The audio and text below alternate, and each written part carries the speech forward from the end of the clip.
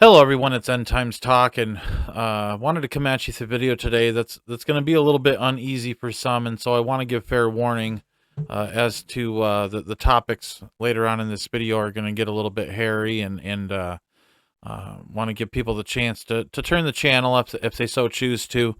But there's some connections that I feel need to be made that I feel very deep down inside that I kind of feel like I see something coming, and I want to prepare people for that.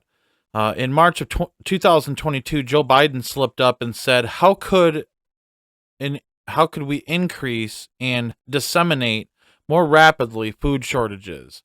And he said this at a press conference. Biden literally talked about making food shortages worse. No news really covered this at all. All right, it went fairly unnoticed, is what I'm trying to say. In April of 2002, right after that, all right, there was a major food distribution plant that caught on fire.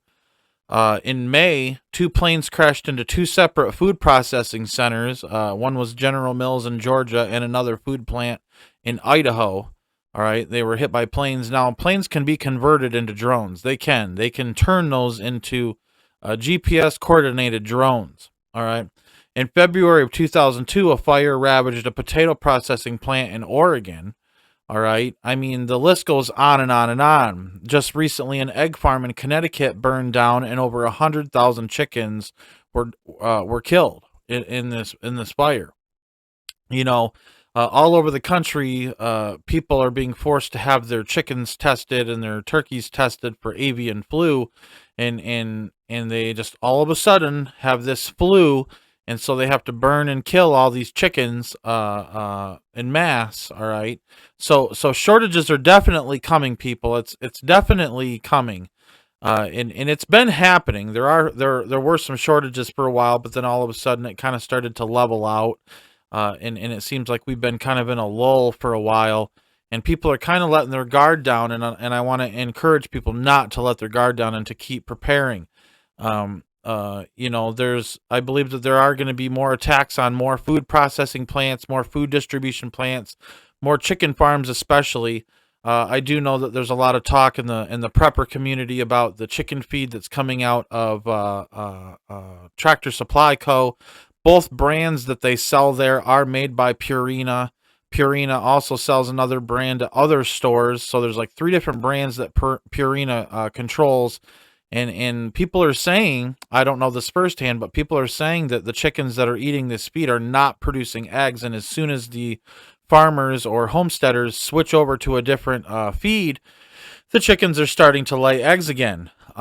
This is definitely worrying me because of some things that I saw earlier in the year, in 2002. And I want to warn you that and give you a chance to turn the channel. These things could get a little bit hairy here, but the New York Times tweeted about cannibalism, believe it or not, and I'm going to show you the tweet now.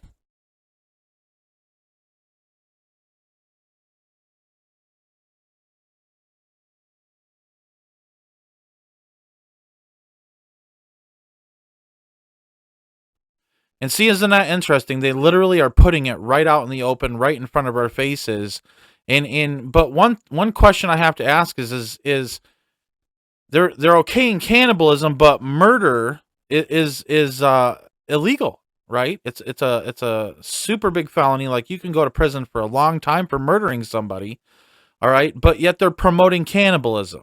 Okay, that doesn't make sense to me, because you have to murder somebody to eat them. That makes no sense to me whatsoever. That cannibalism is being promoted. All right, they're promoting bug proteins, bug powders, cricket powders, locust powders in foods now. There's even some schools that are putting bug protein in the food now. All right, from what I understand, and I think it was maybe in Australia where that was happening, or it was the UK. But either way, nonetheless, they're doing that, and there's some places where they're just not even going to tell you when they start to do those things.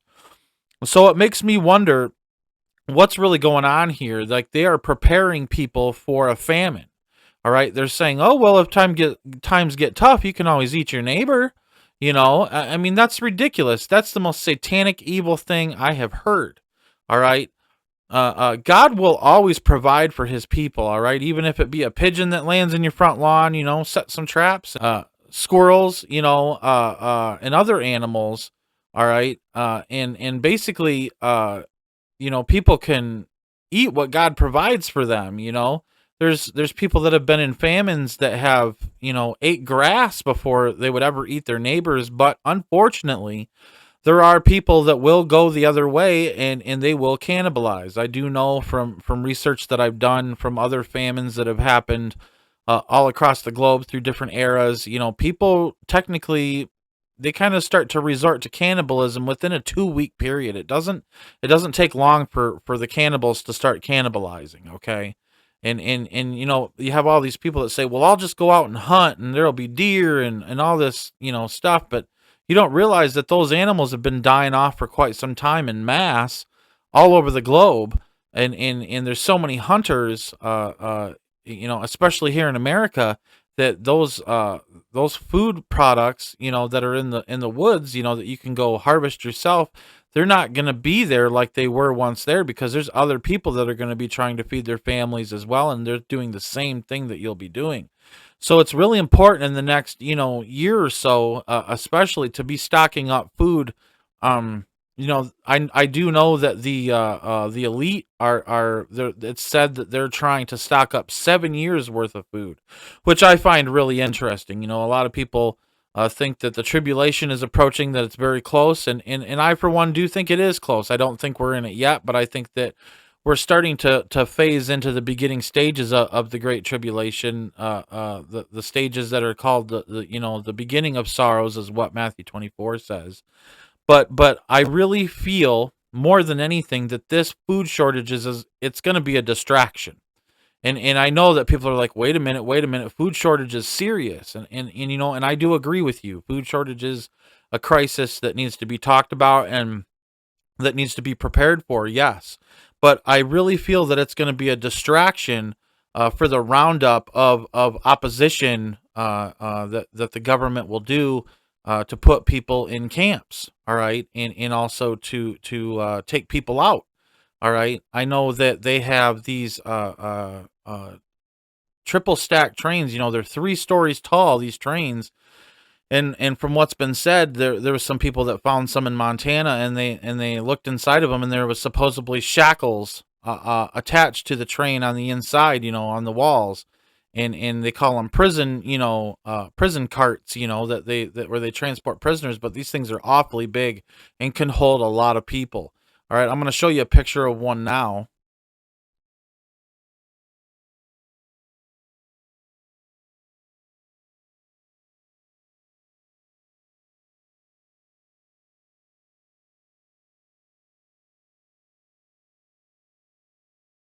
All right, and so those things are massive. They're big, and a lot of people will remember back in like 2009 ish era. They people were finding lots all over America. Farmers' lots and different open properties where they were stockpiling these black plastic coffins. These coffin liners is what they call them, and people had traced back who owns them, and the CDC actually owned them. All right, but something I want to remind people is that during this whole 19 thing, all right, and this whole thing, that none of those were used. Okay, so what are they planning in the future? Okay, that they're gonna have to use those. Okay, and I am gonna talk about something a little hairier here. And I hope I don't scare people. I'm just trying to prepare people. But there was a story that had gotten out quite some time ago, around the same time frame as these FEMA coffins, these black plastic coffins, and there was a story of 3 soldiers that had gotten a picture of inside of a warehouse of 30,000 modern, sleek, brand new guillotines. Okay.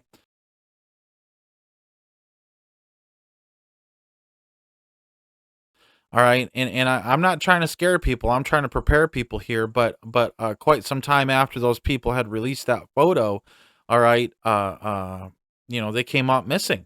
All right, I'm just going to tell you they came up missing, And so something I also want to comment on is that there was a photograph of a warehouse at Fort Lewis base in Washington State where half of these guillotines were being stored.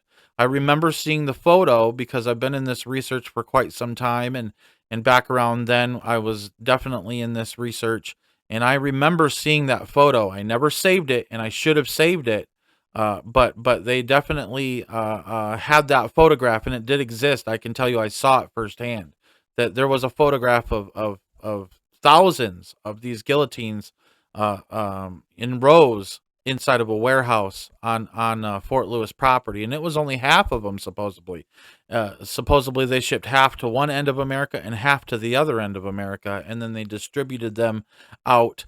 I do believe that there is a part of the National Defense Authorization Act out of 2009 that entails, training people, people, soldiers to use these guillotines. All right, and I do think it's when they start using these guillotines that they will use those black coffins. I can't show you the picture of the thousands of guillotines, but I can show you the black coffins here.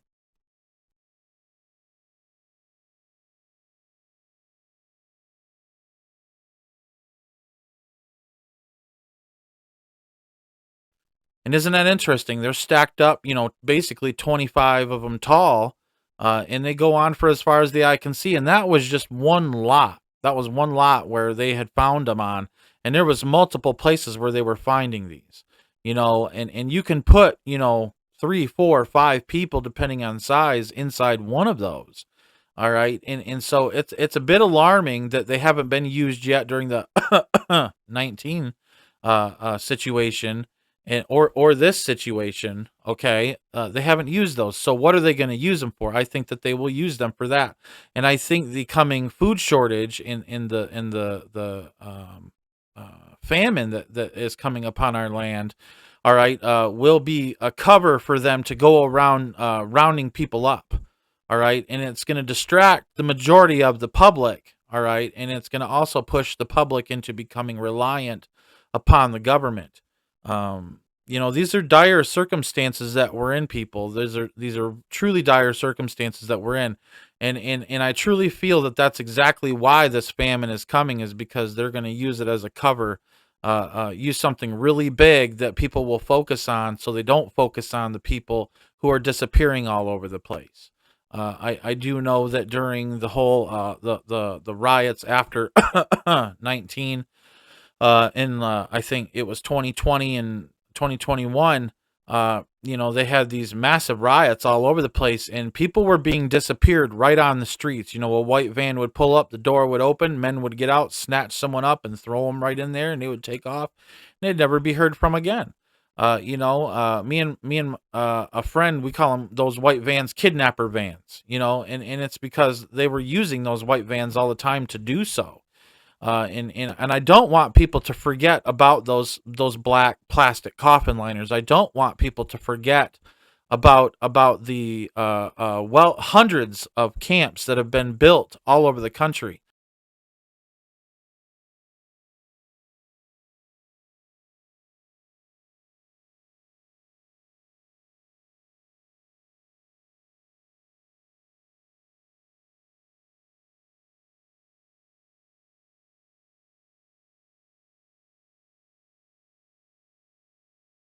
They're shutting down all these Walmarts, and it almost seems like they're getting ready to turn them into camps. All right, like it's almost like Walmart is in on it, and a good chunk of these WalMarts are becoming uh, uh, capable of housing people. Even think about it. In my local area where I live, there, at the high school. All right, there's a fence, a barbed wire fence that goes all the way around the place, and the barbed wire is facing inward. I do know in the new movie Red Dawn, and I suggest people go watch that. They used the high school and shipping containers to create a camp, and I do know that right next door to the high school is an armory here in my local area. It's a military armory, and so right next to that there is a power plant. It's like they have everything really right there. All together. And I want to encourage people to pay attention. What could be a small camp in your area that could be being developed and comment below if Walmarts are getting shut down in your area, and tell me in the comment section what you see outside, what you see behind the store, what you see in front of the store. Do you see things on top of the store? These are things that I'm definitely interested in knowing more about. But I truly believe that we're reaching a time where they're getting ready to really slam the hammer down. Okay, and especially they have the distraction that they need. They use the 19 situation as cover to do a lot of things. All right, and I feel that they're using the food shortage crisis that's definitely brewing and getting worse and worse, because look at the price of eggs in New York. They're $11 a carton, for a dozen of them, and then here where I live, there's $6 a carton for a dozen of them. So things are most definitely happening. I do know that they're setting up these 5G towers all over the place. It's like they're going to use those to monitor people. I do know that they have multiple places called fusion centers where they are gathering information on U.S. citizens.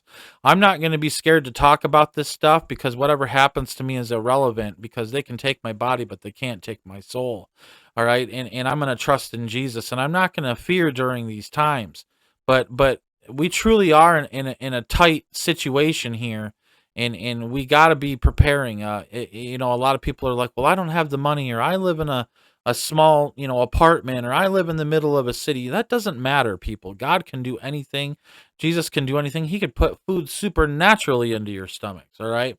Jesus went 30 days and 30 nights without water or food. Okay, think about that for a minute. They say you can only live 3 days without water. But Jesus went 30 days without water. All right. God can cause a bird to come land on your windowsill that you can, cook and eat if you had to. All right. Because, you'll eat anything if you're starving. All right. Trust me on that.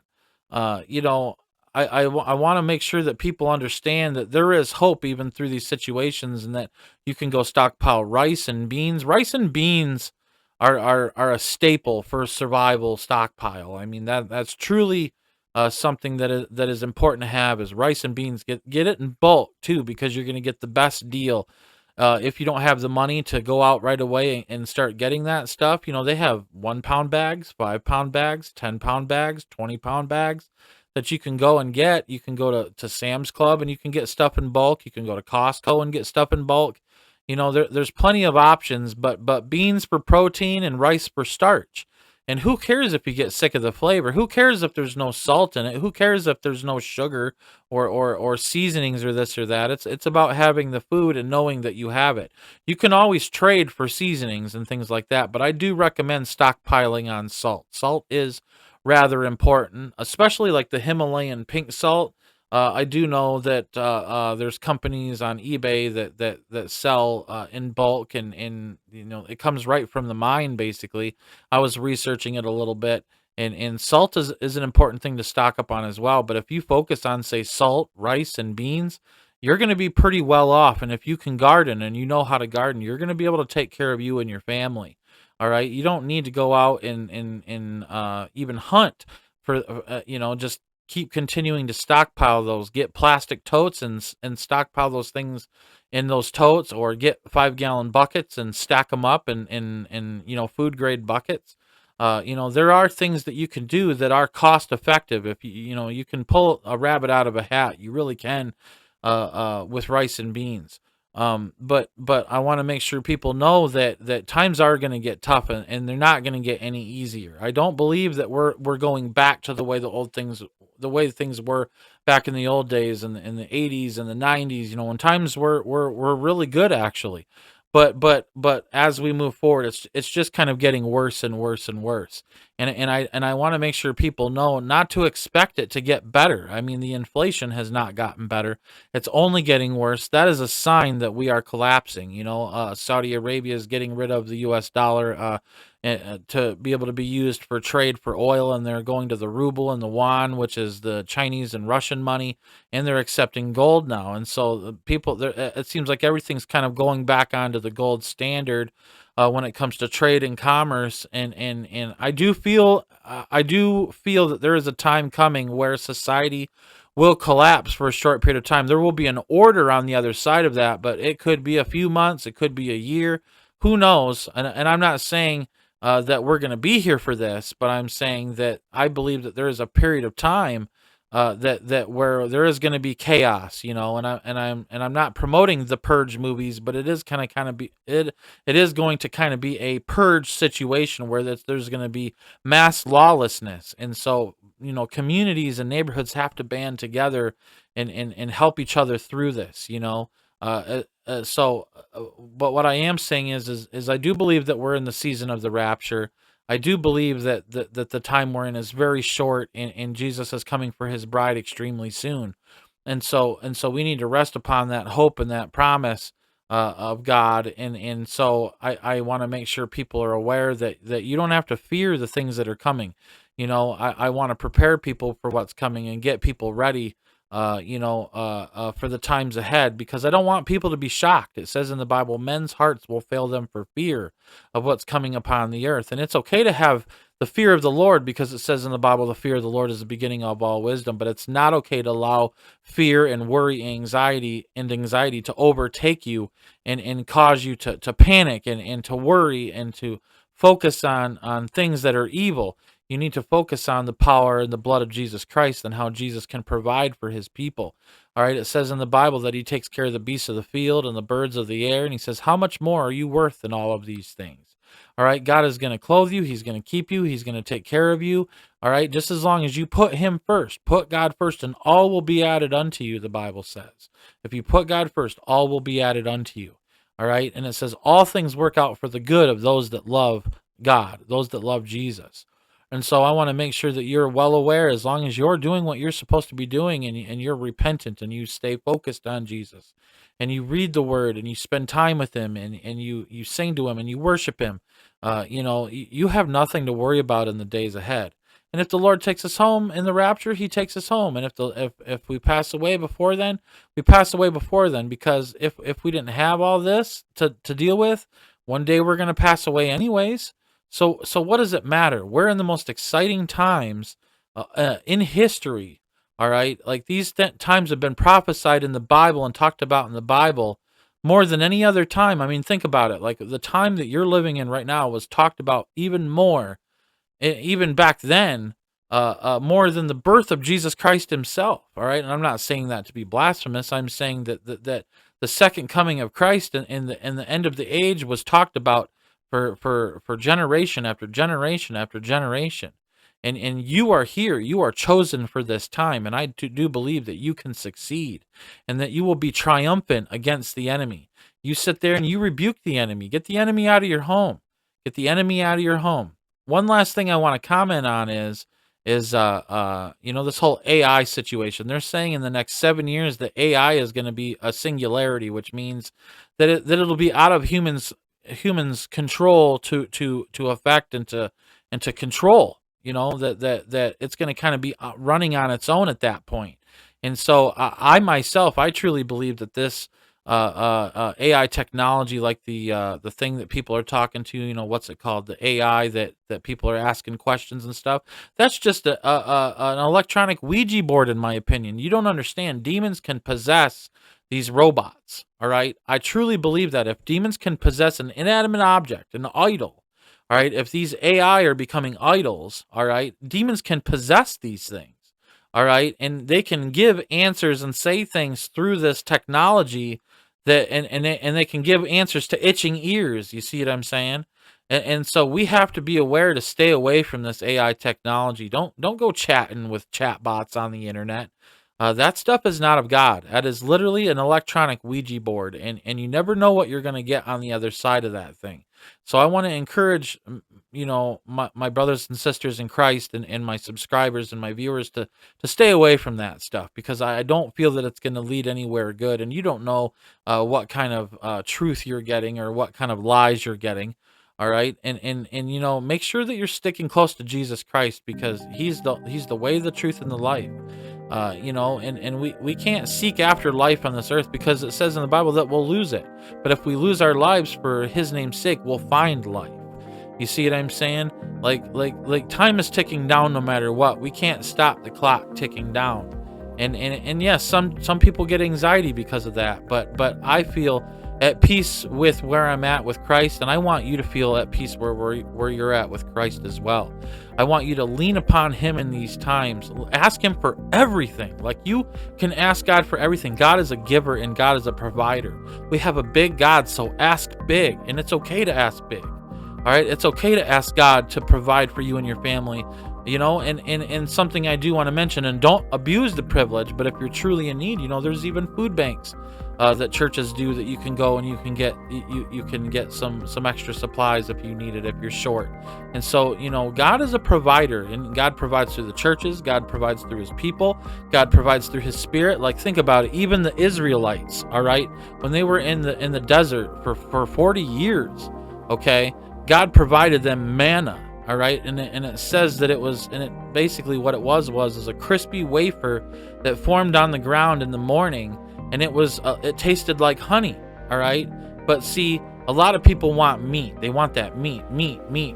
They're carnivorous, and so they were always complaining that manna wasn't enough. That manna came from heaven to feed God's people, and I truly believe that if you stick close to God and you're doing what you're supposed to be doing, and you get the sin out of your life, and you work on not, you know, lusting and having addictions and focusing on other things more than you're focusing on God, God will provide you manna. All right, he will provide you manna. If he did it for the Israelites, he'll do it for you. You are grafted into the Jewish vine through the blood of Jesus Christ.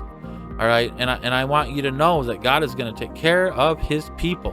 All right, yes, all these chaotic, evil things are happening around us, and they are evil and they are chaotic. But God is a good God. We serve an amazing God, and if you love him, there's nothing that can harm you, okay? Nothing that can harm you. If God is for us, who can be against us? Greater is he that is within you than he that is within the world. So I wanted to encourage you with that message at the very end of this, and tell you I love each and every one of you, and I appreciate all my subscribers and viewers. God bless you guys. I pray peace and safety over you guys, and I pray for you guys every day. And I truly appreciate you guys watching End Times Talk today. And may God bless you, and may God keep you.